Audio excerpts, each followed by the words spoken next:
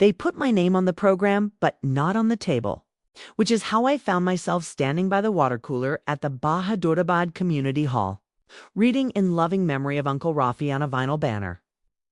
While the ushers were instructed to steer me and my guests toward the wall, the air conditioners were on high. Each vent hissed like a hush, hush, hush from an unseen jury. White carnations on the front dais leaned under the moving air, their petals collecting the chill. In the blur of black suits and pressed white shallower chemises, I clocked the rows of printed seating cards. Nisreen and Jave, my parents, on the second row. Faraz, my cousin, front left. Auntie Samina, center. The imam's reserved seat on the aisle. Not a single Zara in sight. The funeral director, a wiry man with a badge on a lanyard, touched his clipboard and looked past me as if I were a shadow in the fluorescent light. The chair I finally took was unassigned and plastic, its legs uneven. Every time I shifted, the chair clicked against the terrazzo floor, like a metronome, keeping time for someone else's drama. I watched my mother's hair swept into an elegant twist, a glittering comb nested like a secret. She had supervised the seating with the cool authority she used on the school board gala back when we still pretended. We were a family and not performers in rival plays. Even now, as she adjusted her dupatta and gave the faintest nod to the funeral director. The hall smelled of her Lily of Daf Valley perfume. It mixed with the sharpness of lemon cleaner and the cumin ghosts from the catering kitchen next door. When a volunteer placed a book of condolences on a stand near me, I registered the title on the spine of the pen, Rafi and Partners. It felt like a dare. On the days, Faraz handled the eulogies with a rehearsed tremor in his voice. He looked like a glossy version of every cousin who ever smirked at my notebooks. The expensive watch, that quick smile that never reached his eyes. A row behind him, my father held his chin high, not quite looking at me. We have always been a family that recognizes shape over substance. The picture must be correct even if the frame is empty. When the funeral director announced that those named on the seating cards would come forward for the private prayer, there was a quick rustle and a longer silence. The woman beside me whispered, "Strange, isn't it?" She had the tired compassion of someone who has attended to many of these. Strange, yes, but not to me. I traced the raised lettering on the program with my thumb. The paper was warm where my hand had pressed it. Family seating only, a volunteer murmured to me, as if apologizing to her own bones. It was so gentle I could almost forgive it. Almost I felt the press of my phone against my hip. The vibration of an unread message from a number saved under a single letter. V, as the doors to the side room closed for the prayer. The gold handle clicked like a lock on a story I had already decided to open. I set my jaw and recalled the last words my mother had said to me outside the hall. "Don't embarrass us today." I had smiled then. "I won't shout," I'd replied. "I'll use process and receipts."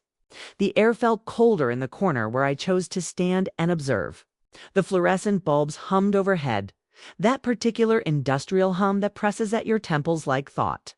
I noted the placement of the two cameras mounted high at the hall's rear corners, angled to catch the stage and the family rows.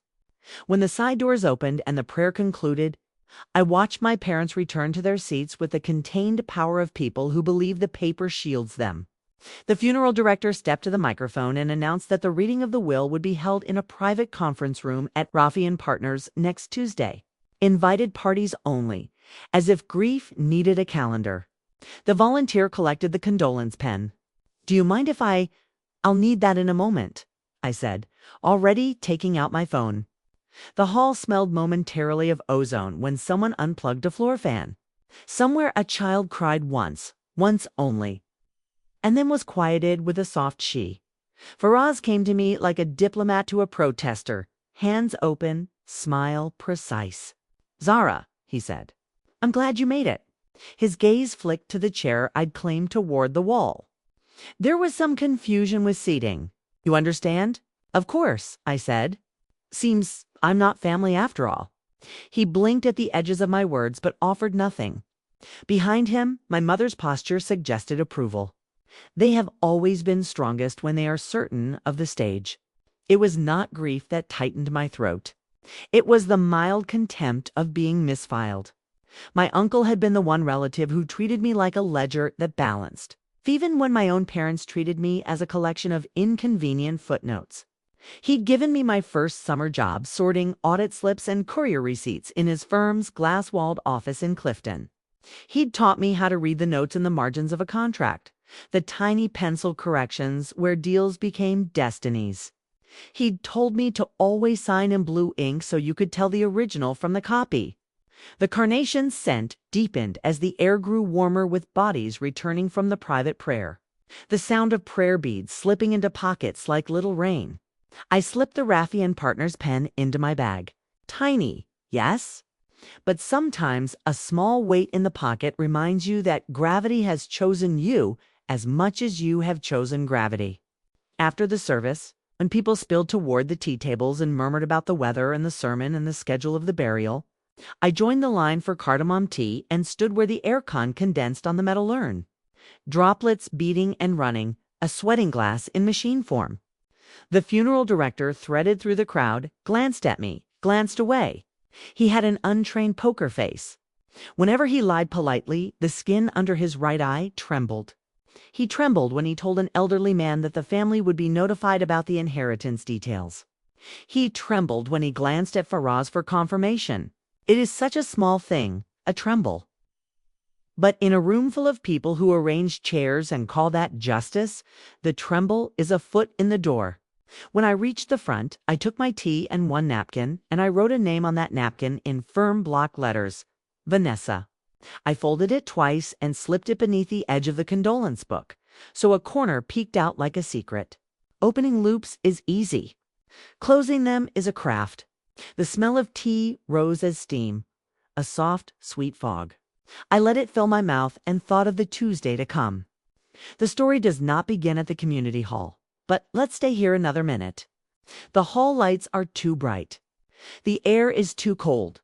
The carpet has a stain in the pattern of a compass. A faint rust mark pointing slightly north of the door with the staff-only sign.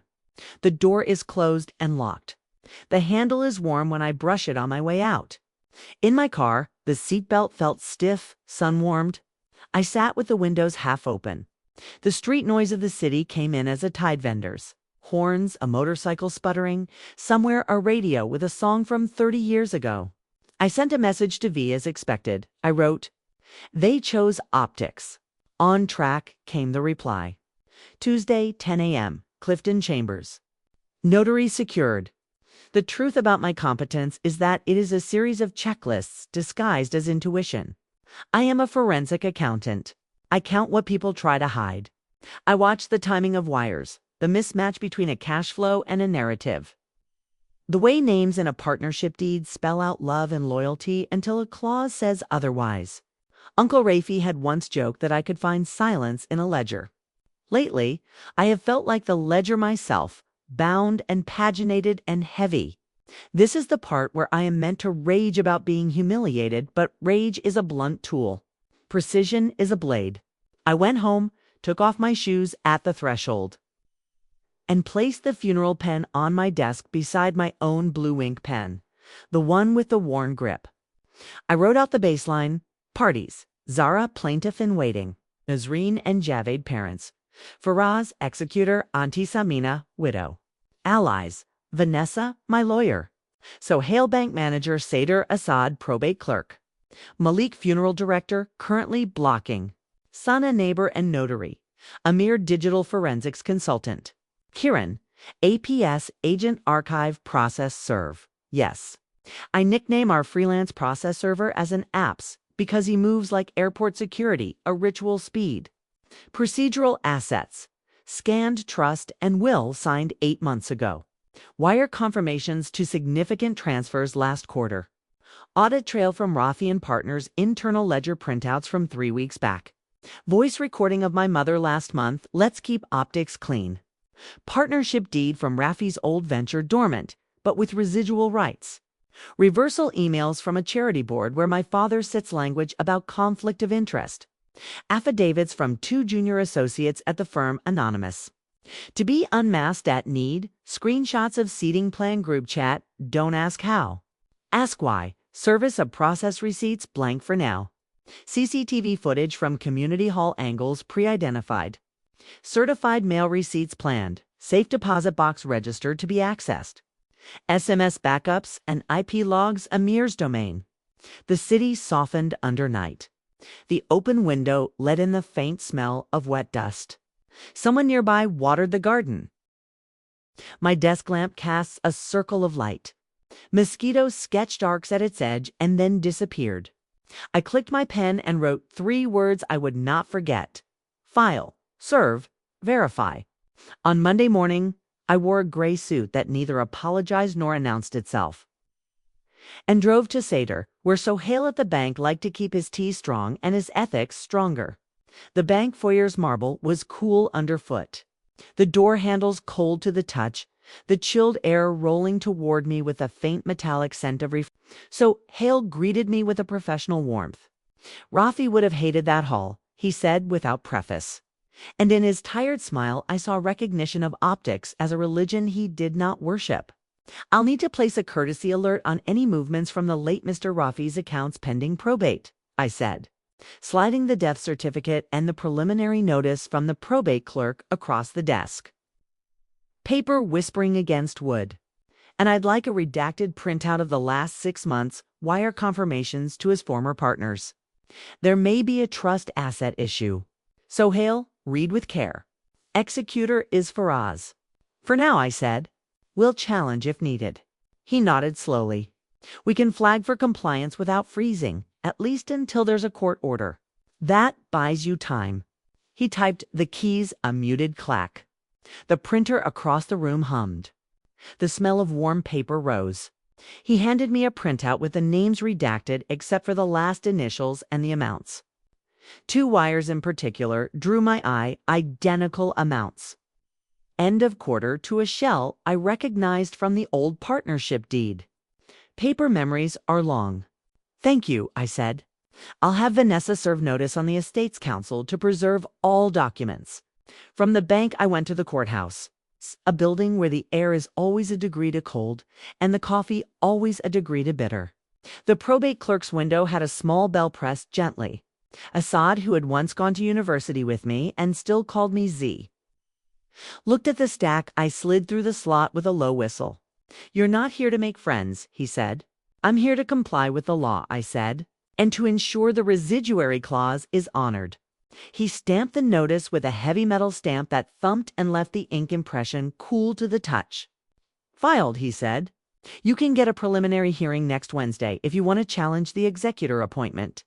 Book it, I said. And I'll need certified copies. 2 for counsel, 1 for the bank. He did the work quickly, his movements efficient. The copier ran. He initialed each page, the ink sharp and dark. Behind us, a woman argued in a low voice about a property line. The smell of dust and old books hung in the air like a history you couldn't clean. By the way, he added, lowering his voice, there was a sealed envelope handed in this morning for the Rafi matter, marked to be opened by the judge only, but the log shows it was delivered by Malik, the funeral director. I let that settle. Chain of custody. Logged and time-stamped. But the courier slip number is 1 digit off from the standard series. Probably just a typo. Probably, or a tremble writ in ink.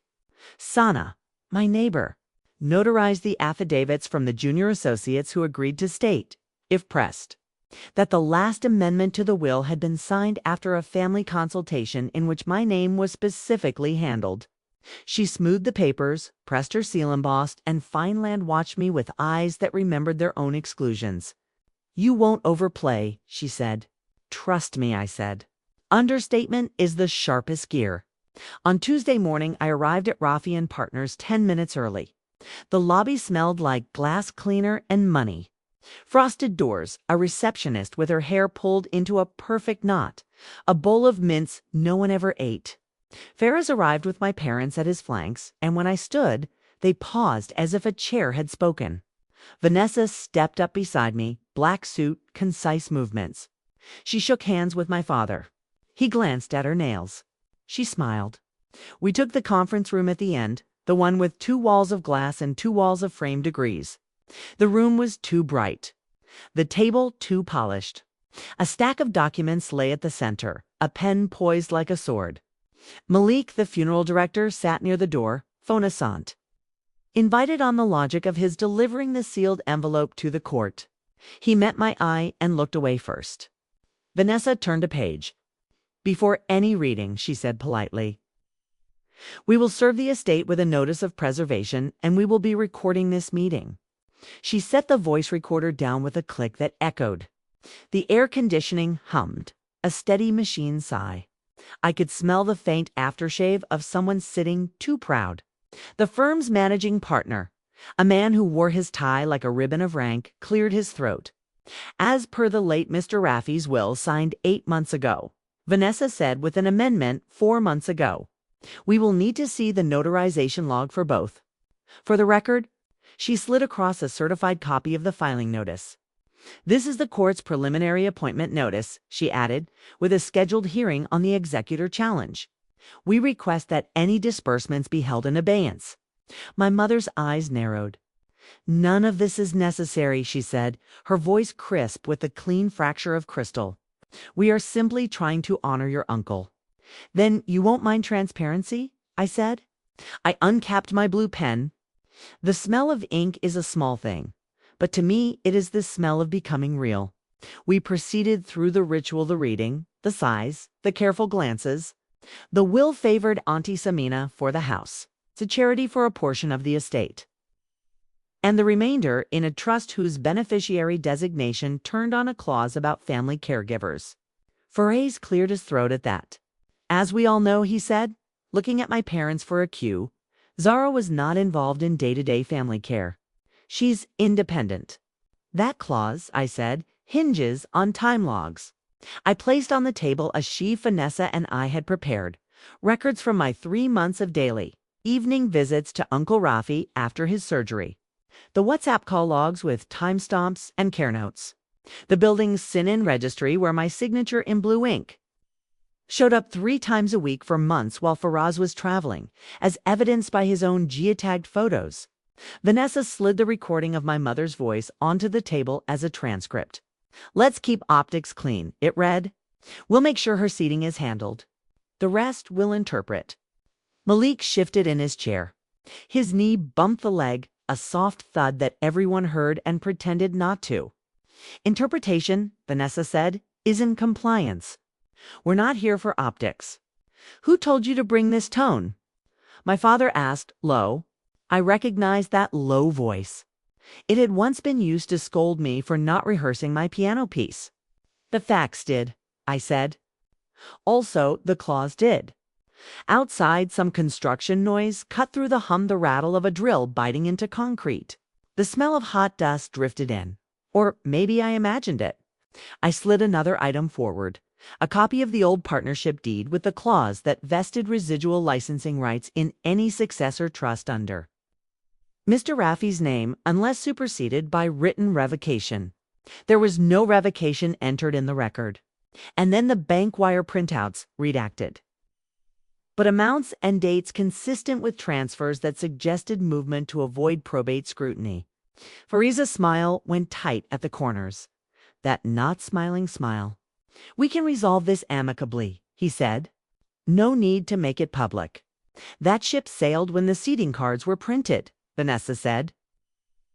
So pleasant that the words sat on the table like flowers with thorns. This is the point where a script line usually slips in, the kind people rehearse before a mirror. It came, as if on cue, from my mother. "We just don't want anyone to think you're taking advantage. You know how people talk?" Vanessa didn't smile. "People do talk," she said. "They say the community hall installed new cameras last year. Good coverage." She looked at Malik, who looked at the door. "We'll subpoena if we must." We adjourned with a performance of civility intact, like a glass pane with a hairline crack. As we walked out into the corridor, the light flickered once, that small brownout blink that cities know.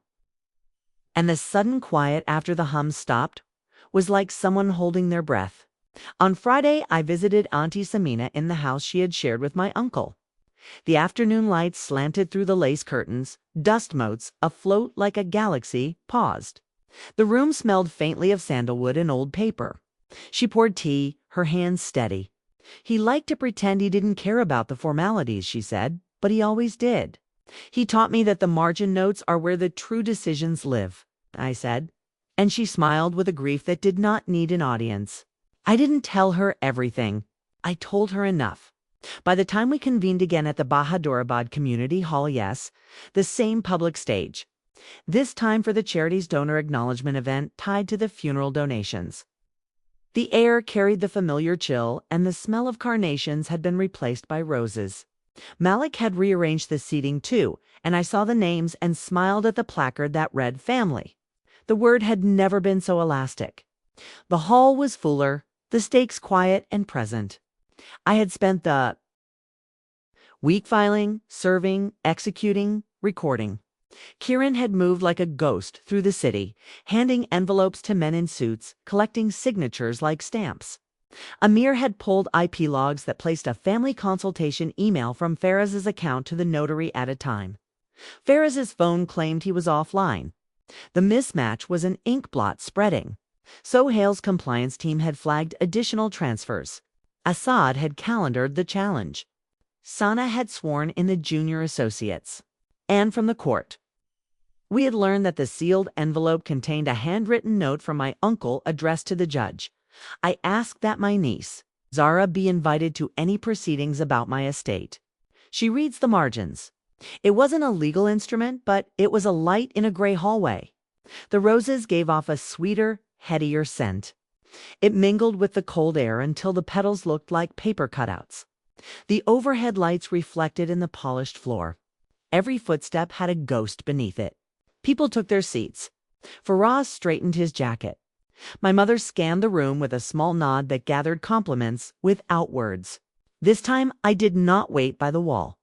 Vanessa and I took the aisle, our steps measured, and stood when Malik approached with that clipboard, his right eye already ready to tremble.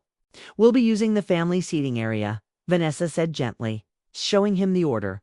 The court's interim instruction that I was to be treated as an interested party pending the executor challenge. The paper was stamped, the seal cool against the warm air, the date precise. Today. Malik looked at the stamp as if it were a language he had forgotten. He looked at my mother, then at the paper again. He nodded once. This way, he said, not looking at me. I passed the aisle where my parents sat. And I paused just long enough to set down a folded napkin on the arm of the chair between them. It had a single word written in firm block letters, optics. My mother did not touch it. She didn't need to. On the stage, Faraz opened the event with his practiced gratitude voice. He thanked the donors by name and the community by category. He thanked the hall management. He thanked the weather nearly. When he reached the part where the trust was to be acknowledged, Vanessa stood, gave him a respectful nod, and said, with your permission, one procedural note. She held the microphone like it might bite. The note was this, that the residual trust's disbursement would follow the care clause.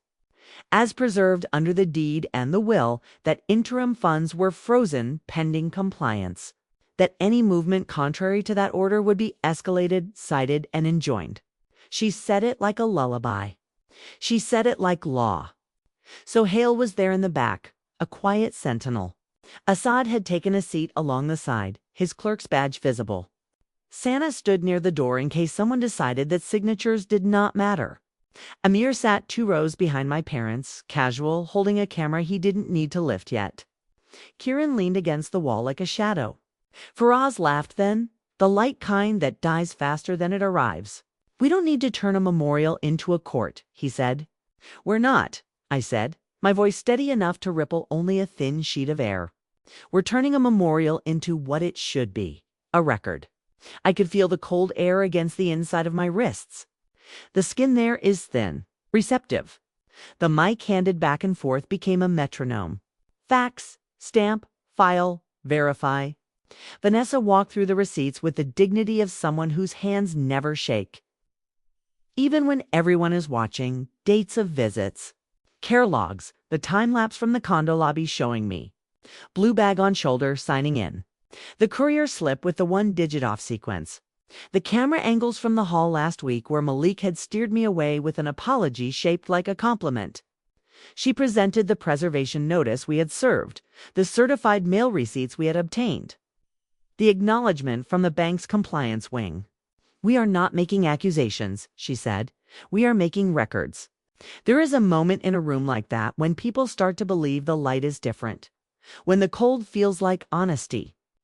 My father shifted, a small sound as fabric moved against plastic. He cleared his throat. "Maybe," he said, "we overcorrected on arrangements.